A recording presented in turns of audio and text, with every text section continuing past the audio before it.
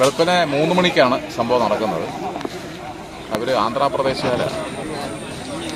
അവിടെ സിഗ്നലൊന്നും ഇല്ലാത്തതുകൊണ്ട് നേരെ വന്ന് റോട്ടിലേക്ക് വീഴും. അവർ ആ വണ്ടി അവിടെ നിന്ന് ഒഴുകി ഇവിടം വരെ വന്നു.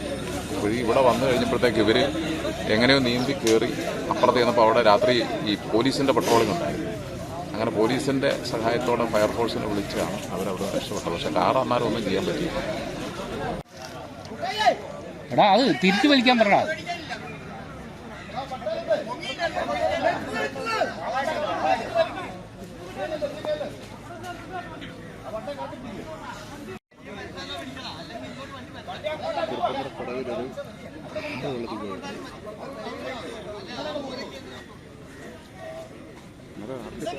രാത്രി